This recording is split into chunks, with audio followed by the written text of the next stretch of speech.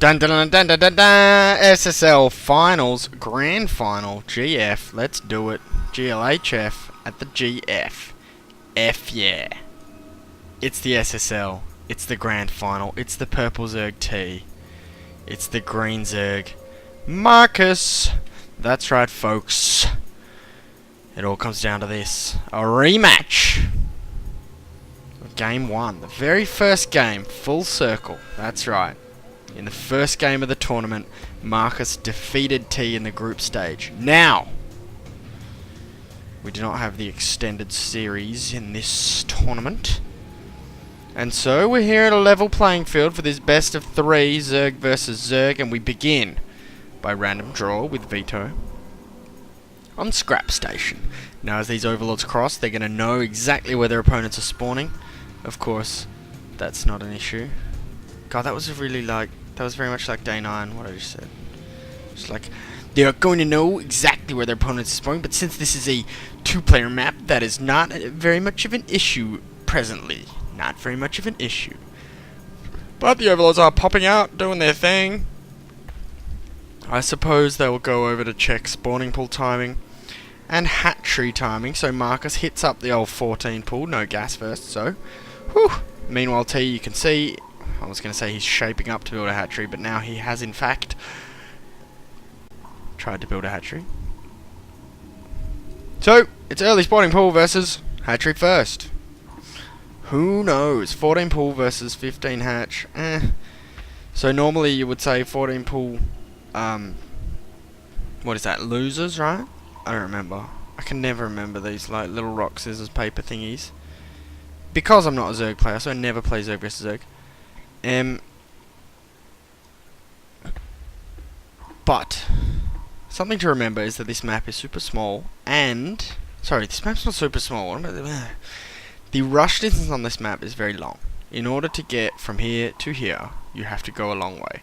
But the other flip side of this is that it's close by air, and what that means is that overlord scouting is very, very effective, especially before your opponent can get a queen, as we see Marcus getting a hatch. I'm just going to flip up the old production tab. So the overlord scout sees almost everything that's going on, so there's no like trickery can be done on this map, really. At least until you get your queen who can drive the overlord away. Both guys are building that queen. Marcus first, of course, as he got his pull first. He's going to get that queen first. Now, what is going on? What's going on?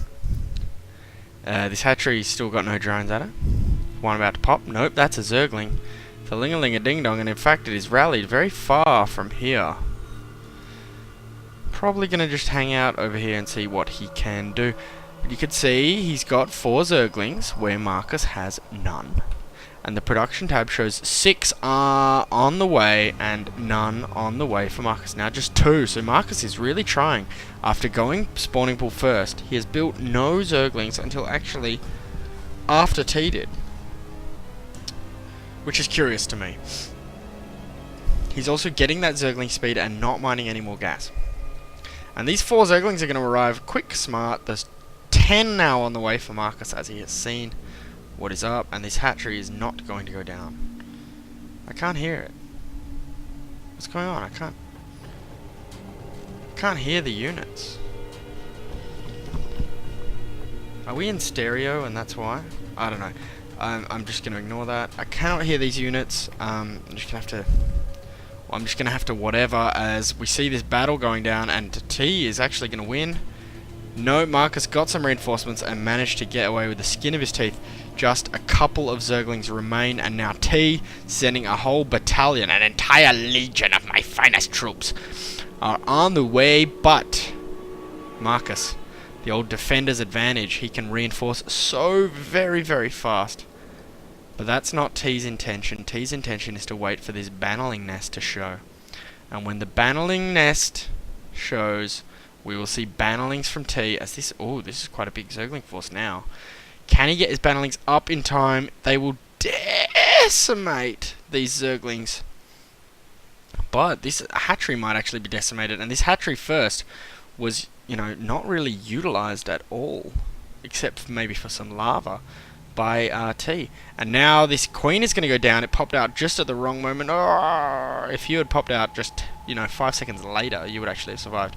The hatch is going to die, I think, because Marcus has more Zerglings. And in fact, he's going to sacrifice these Zerglings. Oh, Baneling! No, does almost nothing. And now we can see Marcus is going to win this fight. There's a couple of Banelings here, but Marcus could probably have killed them as they morphed.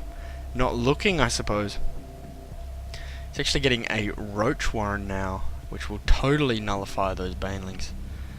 And now he's actually probably going to go home. No, he's just going to lose these Zerglings, but do as much damage as he can. So T, stabilizing, chilling out, everything, but Marcus has taken a legit lead. He did not kill the hatch, though, which is huge. Killed the queen, mind you. Income tab shows a very, very slender lead for Marcus. But the units tab shows he has considerably... Oh, what am I thinking? This is nutsin'. The thing is, Marcus has 2 queens. But the thing is, T has like a billion, trillion, jillion Zerglings, and even a Baneling in there. And all these are going to go down. Marcus is in huge trouble now. Holy baloney. The supplies are pretty even, but that's because 5 roaches are on the way, and, well, roaches are great to help against the Banelings, but this number of Zerglings, he's just going to be overwhelmed. He is going to be overwhelmed. He is going to be overwhelmed. This game is going to be won by T. Supplies are even, but don't be fooled.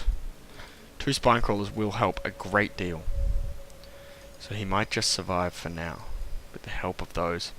But look at this, we can see 33 Zerglings versus 7 roaches, and there are also, well, there's no more Zerglings now, but there are 5 Banelings. They should not go at the front.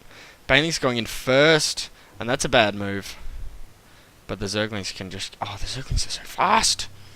They are speed Zerglings, or speedlings for short. I don't know if you've ever heard of that. But the roaches are just going to go down to all of those ling-a-ling-a-ding-dongs. The Banelings are going to run in, try and kill some dronies. But it doesn't even matter. They don't get any drones. They explode kind of on the queen there. But there's just so many ling-a-lings. And I'm getting really annoyed by this sound thing. Ah! Great.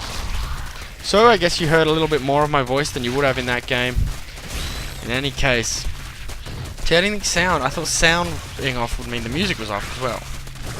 Anyway, technical difficulties. These things happen when you're a chump. You're a complete chump, as I am. But T is going to win. It is 40 supply to 23, and most of that supply is in drones. Sorry, units tab says 36 Zerglings and 5 Banelings to 3 roaches. So this game is over. Well done to T. He takes the early lead in this. Oh, that was close. Ugh, the hatch is going to go down. Everything is dead. Everybody's dead, Dad, and that is GG. I just know that because the replay is complete. I assume that the GG was spoken verbally. So we're going to move on to game 2, and it is going to be exciting, and it's going to be awesome, and it is going to have sound.